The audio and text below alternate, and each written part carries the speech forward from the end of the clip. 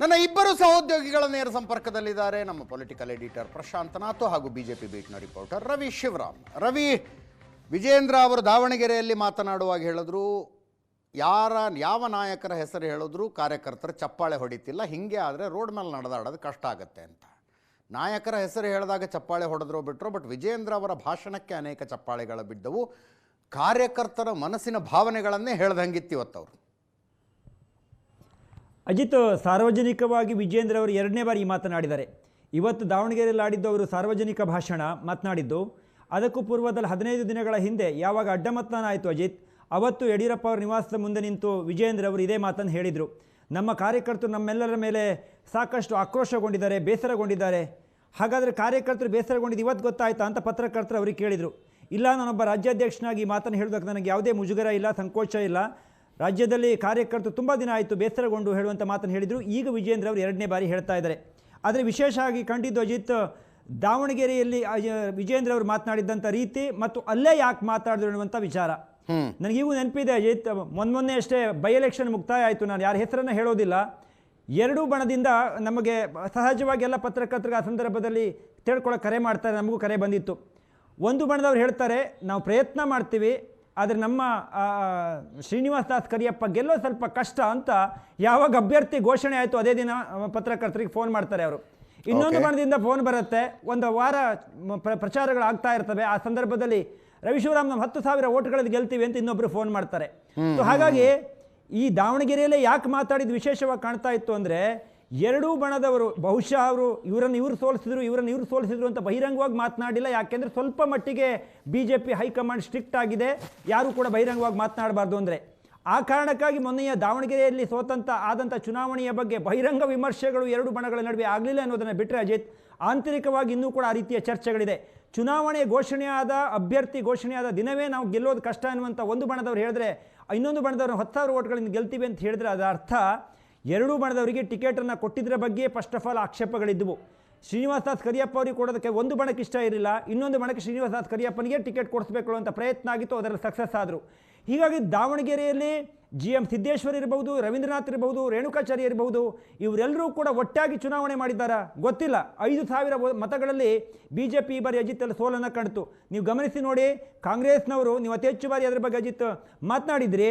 ಕಾಂಗ್ರೆಸ್ನವರು ಪ್ರತಿದಿನವೂ ಹೇಳ್ತಾ ಇದ್ರು ಅಥವಾ ಆಂತರಿಕವಾಗಿ ಹೇಳ್ತಾ ಇದ್ರು, ಈ ಬಾರಿ ಅಲ್ಲಿ ಮುಸ್ಲಿಮರಿಗೆ ಓಟ್ ಕೊಟ್ಟಿಲ್ಲ, ಟಿಕೆಟನ್ನು ಕೊಟ್ಟಿಲ್ಲ, ಹಾಗಾಗಿ ನಾವು ಗೆಲ್ಲೋದು ಸ್ವಲ್ಪ ಕಷ್ಟ ಆಗಬಹುದೇನೋ, ಆದರೂ ಪ್ರಯತ್ನ ಮಾಡ್ತೀವಿ ಹೇಳುವಂಥ ಮಾತುಗಳನ್ನು ಆಂತರಿಕವಾಗಿ ಆಡ್ತಾ ಇದ್ರು. ಆದರೆ ನಾವು ಗೆದ್ದೇ ಗೆಲ್ತೀವಿ ಅಂತ BJP ನಾಯಕರೆಲ್ಲ ಆಂತರಿಕವಾಗಿ ಯಾರೂ ಕೂಡ ಮಾತಾಡ್ತಾ ಇರಲಿಲ್ಲ ಹೇಳುವಂಥದ್ದನ್ನು ಕೂಡ ಗಮನಿಸಬೇಕು. ವಿಜೇಂದ್ರ ಅವರ ಜೊತೆ ಈಗ ಯಾಕೆ ಮಾತಾಡ್ತಾ ಇದ್ದಾರೆ, ಇದು ಬಹಳ ಮುಖ್ಯವಾಗಿ ಕಾಣ್ತಾ ಇರೋ ವಿಚಾರಗಳು. ಮೊದಲ 1-2 ತಿಂಗಳ ಹಿಂದೆ ಅಜಿತ್, ಕೇಂದ್ರದಿಂದ ಶಿವಪ್ರಕಾಶ್ ಅವರು ಬಂದರು. ಇಲ್ಲಿ ಆಗಿರುವ ವಿದ್ಯಮಾನಗಳ ಬಗ್ಗೆ ಮಾಹಿತಿಯನ್ನು ಪಡೆದುಕೊಂಡು ಹೋದರು. ಏನೇನು ಸಮಸ್ಯೆಗಳಾಗಿದೆ, ಯಾಕೆ ಸಮಸ್ಯೆ ಆಗಿದೆ ಅನ್ನೋದ್ರ ಬಗ್ಗೆ ದೆಹಲಿಗೆ ಹೋಗಿ ಹೈಕಮಾಂಡ್ಗೆ ವರದಿಯನ್ನು ಕೊಟ್ಟರು.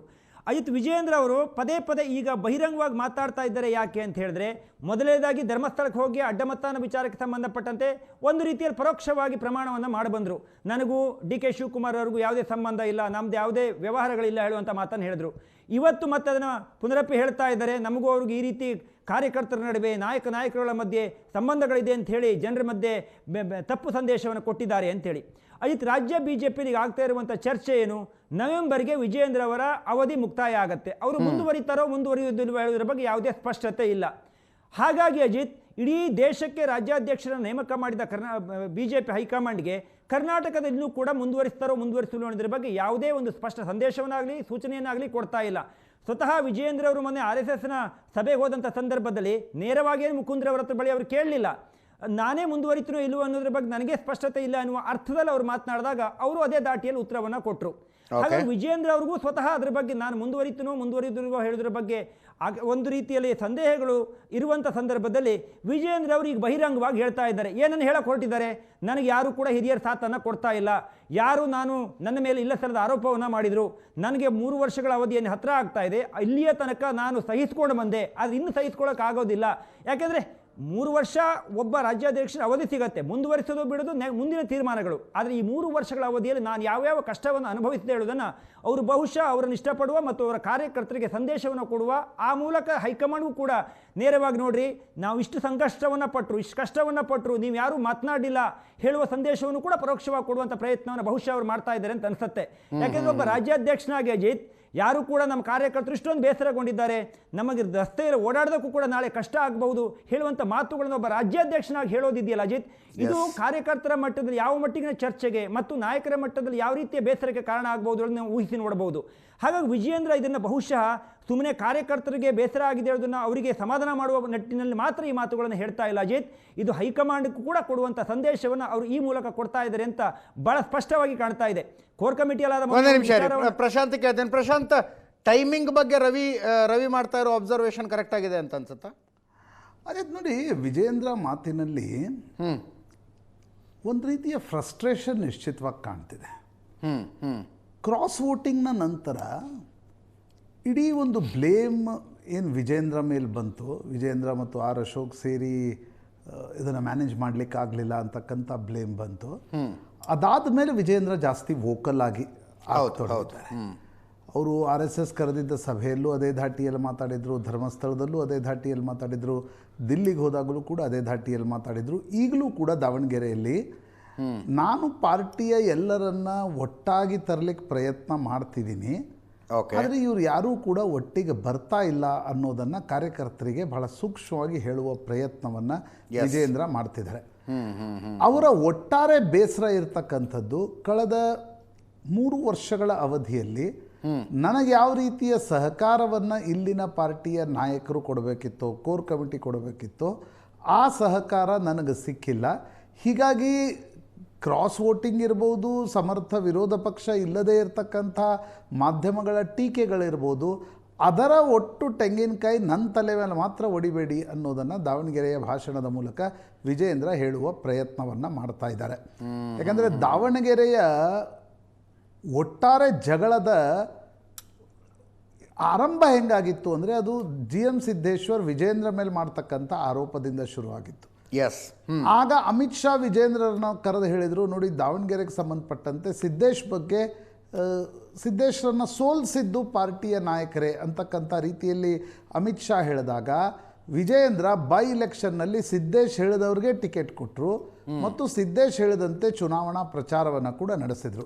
ಹೀಗಾಗಿ ದಾವಣಗೆರೆಯ ಜಗಳದ ಬಗೆಹರಿಸುವಿಕೆಯಲ್ಲಿ ನಾನಿದ್ದೇ ಹೊರತು ನಾನು ಪಾರ್ಟಿ ಅಲ್ಲ ಅನ್ನೋದನ್ನು ವಿಜಯೇಂದ್ರ ಪದೇ ಪದೇ ಹೇಳಿದ್ದಾರೆ, ನಿನ್ನೆಯ ಭಾಷಣದಲ್ಲೂ ಕೂಡ ಹೇಳಿದ್ದಾರೆ. ಆದರೆ ಒಟ್ಟಾರೆ ಅವರ ಮಾತುಗಳು ವ್ಯಕ್ತ ಆಗ್ತಾ ಇರತಕ್ಕಂಥದ್ದು ಇವತ್ತಿನ ಪಾರ್ಟಿಯ ಸ್ಥಿತಿಗೆ ನಾನೊಬ್ಬನೇ ಕಾರಣ ಅಲ್ಲ, ಬರೀ ಎಲ್ಲ ಒಂದು ಅಂದರೆ ಸ್ಕೇಪ್ಗೋಟ್ ಆಗಿ ನನ್ನನ್ನು ಮಾಡ್ತಕ್ಕಂಥ ಅಗತ್ಯತೆ ಇಲ್ಲ, ನನಗೆ ಪಾರ್ಟಿಯ ಹಿರಿಯರಿಂದ ಯಾವುದೇ ಸಹಕಾರ ಸಿಕ್ಕಿಲ್ಲ, ಈಗಲೂ ಸಿಗ್ತಾ ಇಲ್ಲ, ಜಗಳಗಳನ್ನು ಬಗೆಹರಿಸಲಿಕ್ಕೆ ಸಾಧ್ಯ ಆಗ್ತಾ ಇಲ್ಲ ಅಂದಮೇಲೆ ನೀವು ಒಟ್ಟಾಗಿ ಹೋಗದೇ ಇದ್ದರೆ ಕಾರ್ಯಕರ್ತರು ಏನಂತಾರೆ ಅನ್ನೋದನ್ನು ಹೇಳುವ. ಯಾಕಂದರೆ ಇದು ರಾಜ್ಯಾಧ್ಯಕ್ಷರೇ ಹೇಳಿರೋದ್ ಕಾರಣದಿಂದ ಬಹಳ ಕುತೂಹಲವನ್ನು ಕೆರಳಿಸುತ್ತೆ. ಪಾರ್ಟಿಯ ಕರ್ಣಧಾರತ್ವವನ್ನು ವಹಿಸಬೇಕಾಗಿರ್ತಕ್ಕಂಥ ವಿಜಯೇಂದ್ರ ಅವರೇ ಒಂದು ಅಸಹಾಯಕ ಸ್ಥಿತಿಯಲ್ಲಿ ನಿನ್ನೆಯ ದಾವಣಗೆರೆಯ ಭಾಷಣ ಅವ್ರದ್ದಿತ್ತು ಅಂತಕ್ಕಂಥದ್ದು ಸ್ಪಷ್ಟವಾಗಿ ಕಾಣ್ತಿದೆ. This shows the state of affairs in Karnataka BJP. ಯಾರು ಹೊಣೆಗಾರಿಕೆ ಅಲ್ಲ, ಅವರು ಆಂತರಿಕವಾಗಿರ್ತಕ್ಕಂಥ ವಿಚಾರ. ಆದರೆ ಒಬ್ಬ ರಾಜ್ಯಾಧ್ಯಕ್ಷರು ಹೇಳ್ತಿದ್ದಾರೆ, ಇನ್ನೂ ಬುದ್ಧಿ ಬರದೆ ನೀವು ಒಟ್ಟಾಗಿ ಬರದೇ ಹೋದರೆ ಜನ ಕಾರ್ಯಕರ್ತರು ನಿಮ್ಮನ್ನು ಬೀದಿಯಲ್ಲೂ ಓಡಾಡ್ಲಿಕ್ಕೆ ಬಿಡಲ್ಲ ಅಂತಕ್ಕಂಥದ್ದನ್ನು ಹೇಳುವುದರ ಮೂಲಕ it's very serious statement Prashant. ಇದು ಡೆಫಿನೆಟ್ಲಿ ಈ ಜಗಳಕ್ಕೆ ಬರೀ ನಾನೊಬ್ಬನೇ ಹೊಣೆ ಅಲ್ಲ, ನನಗೆ ಯಾರೂ ಸಹಕಾರ ಕೊಟ್ಟಿಲ್ಲ, ನಾನು ಎಷ್ಟೇ ಪ್ರಯತ್ನ ಪಟ್ಟರೂ ಕೂಡ ಆ ರೀತಿಯ ಕೋಆಪರೇಷನ್ ನನಗೆ ಸಿಗ್ತಿಲ್ಲ, ಕೊನೆಗೆ ಎಲ್ಲ ಕಾರಣಕ್ಕೂ ಅಂದರೆ ಎಲ್ಲ ಜಗಳಕ್ಕೂ ಎಲ್ಲ ರೀತಿಯ ಸೋಲಿಗೂ ನಾನೇ ಕಾರಣ ಅಂತ ನೀವು ಹಿಂದಿಯಲ್ಲಿ ಹೇಳ್ತಾರೆ ನೋಡಿ, ಠಿಕರಾ ಫೋಡ್ನ ಅಂತ. ಆ ರೀತಿ ಮಾಡಿದರೆ ಅದಕ್ಕೆ ನಾನು ಜವಾಬ್ದಾರ ಅಲ್ಲ ಅಂತ ತಮ್ಮ ಭಾಷಣದ ಮೂಲಕವೇ ವಿಜಯೇಂದ್ರ ಸ್ಪಷ್ಟಪಡಿಸ್ತಕ್ಕಂಥ ಪ್ರಯತ್ನವನ್ನು ಮಾಡ್ತಾ ಇದ್ದಾರೆ ಅಂತ ಅನ್ಸುತ್ತೆ. ಬಟ್ ದಾವಣಗೆರೆ ಬಗೆಹರದಂಗೆ ಕಾಣಿಸ್ತಿತ್ತಲ್ಲ ಇದು ಬೈ ಎಲೆಕ್ಷನ್ನಲ್ಲಿ, ಎಲ್ಲರೂ ಒಟ್ಟಾಗಿ ಬಂದ್ಬಿಟ್ರು ಇನ್ನು ಸರಿ ಹೋಯ್ತಿದ್ದು ಅನಿಸ್ತಾ ಇತ್ತು. ನನಗನ್ಸುತ್ತೆ ದಾವಣಗೆರೆಯ ವೇದಿಕೆಯನ್ನು ಉಪಯೋಗಿಸ್ಕೊಂಡು ರಾಜ್ಯ BJPಯ ಸ್ಟೇಟ್ ಆಫ್ ಅಫೇರ್ಸನ್ನು ಹೇಳುವ ಪ್ರಯತ್ನವನ್ನು ಅವ್ರು ಮಾಡಿದ್ದಾರೆ. ಈಗ ಬರೀ ದಾವಣಗೆರೆ ಒಂದು ಕಾರಣ ಅಲ್ಲ, ದಾವಣಗೆರೆಯ ಜಗಳ ಏನಿತ್ತು ಅದು ಬೈ ಇಲೆಕ್ಷನ್ನಲ್ಲಿ ಬೈ ಆ್ಯಂಡ್ ಲಾರ್ಜ್ ಒಟ್ಟಿಗೆ ಬರ್ತಕ್ಕಂಥ ಪ್ರಯತ್ನವನ್ನು ಮಾಡಿದರು. ಎಸ್, ಆದರೆ ಈ ಕುಮಾರ್ ಬಂಗಾರಪ್ಪ ಇದ್ದಾರೆ, ರಮೇಶ್ ಜಾರಕಿಹೊಳಿ ಇದ್ದಾರೆ, ಬಸನಗೌಡ ಪಾಟೀಲ್ ಯತ್ನಾಳ್ರನ್ನ ನೀವು ಪ್ರಚಾರಕ್ಕೆ ಕರ್ಕೊಂಬರ್ತೀರಿ, ಬಾಗಲಕೋಟೆಯಲ್ಲೂ ಚುನಾವಣಾ ಪ್ರಚಾರಕ್ಕೆ ಕರ್ಕೊಂಬಂದ್ರಿ, ಬಿ ಜೆ ಪಿಯಲ್ಲಿ ಕರ್ಕೊಂಡು ಬಂದು ಓಟ್ ಹಾಕಿಸ್ತೀರಿ, ಅವರು ನನ್ನ ವಿರುದ್ಧ ಆರೋಪಗಳನ್ನು ಮಾಡ್ತಾರೆ. ಈಗ ಸದಾನಂದ ಗೌಡ್ರ ಆಡಿಯೋ ಏನಿತ್ತು, ಪ್ರಾಯಶಃ ಅವರು ಯಡಿಯೂರಪ್ಪ ಅನಂತಕುಮಾರ್ ಹೆಸರು ಹೇಳುವ ಮೂಲಕ ಈಗಲೂ ಯಡಿಯೂರಪ್ಪನವ್ರ ಬಗ್ಗೆ ನೀವು ಟೀಕೆ ಮಾಡ್ತೀರಿ ಅನ್ನೋದನ್ನು ಸದಾನಂದ ಗೌಡರಿಗೆ ಹೇಳುವ ಪ್ರಯತ್ನವನ್ನು ಮಾಡ್ತಾಯಿದ್ರು. ಸದಾನಂದ ಗೌಡ್ರನ್ನ ನಾನು ಬೆಂಬಲಿಸಿದೆ ರಾಜ್ಯಸಭಾ ಸೀಟ್ಗೋಸ್ಕರ, ಆದರೂ ಸದಾನಂದ ಗೌಡರು ನನ್ನ ಬಗ್ಗೆನೇ ಮಾತಾಡ್ತಾರೆ. ಇದು ಪ್ರಾಯಶಃ ಅನೇಕ ಬಾರಿ ಏನಿರುತ್ತೆ ಅಜಿತ್, ರಾಜ್ಯಾಧ್ಯಕ್ಷರಿಗೆ ದೂರು ಕೊಡುವ ಅಧಿಕಾರ ಇರಲ್ಲ, ಸ್ವತಂತ್ರ ಇರಲ್ಲ. ಹೌದೌದೌದು. ಆದರೆ ಇಲ್ಲಿ ಏನಾಗಿದೆ ಅಂತಂದರೆ, ವಿಜಯೇಂದ್ರ ಅಡ್ಡ ಮತದಾನದ ನಂತರ ಕಾರ್ಯಕರ್ತರದು ಮತ್ತು ಮಾಧ್ಯಮಗಳ ಭರ್ಪೂರ್ ಟೀಕೆಗಳೇನು ಬಂದವು, ಆ ಟೀಕೆಗಳ ನಂತರ ಬಹಿರಂಗವಾಗಿ ಮಾತಾಡಿ ಬರೀ ನನ್ನ ಮೇಲೆ, ನನ್ನ ತಲೆ ಮೇಲೆ ಎಲ್ಲವೂ ಹೊಡಿಬೇಡಿ, ಎಲ್ಲರೂ ಕಾರಣ ಇದ್ದೀವಿ ಇದಕ್ಕೆ, ಹಿರಿಯ ನಾಯಕರ ಅಸಹಕಾರವೂ ಇದೆ, ಒಟ್ಟಾಗಿ ಬರದೇ ಇರೋದು ಇದೆ, ಜಗಳವೂ ಇದೆ ಅನ್ನೋದನ್ನು ಹೇಳುವ ಪ್ರಯತ್ನವನ್ನು ತಮ್ಮ ಭಾಷಣದ ಮೂಲಕ ಮಾಡ್ತಾ ಇದ್ದಾರೆ ಅನ್ಸುತ್ತೆ. ನೀವು ಭಾಳ ಅದನ್ನು ಸಾಮಾನ್ಯವಾಗಿ ವಿಶ್ಲೇಷಿಸೋದಾದರೆ it is like a caveat. Ex party ಡಿಸಿಷನ್ಗಳನ್ನು ತೆಗೆದುಕೊಳ್ಳಬೇಡಿ, it is like a caveat of Vijayendra. ನಾನೊಬ್ಬನೇ ಇದಕ್ಕೆ ಕಾರಣ ಅಲ್ಲ ಅನ್ನೋದನ್ನು ತನ್ನ ಭಾಷಣದ ಮೂಲಕ ಹೇಳ್ತಾ ಇದ್ದಾರೆ ಅವರು. Even I have an argument, strong argument ಅನ್ನೋದನ್ನು. ಎಸ್,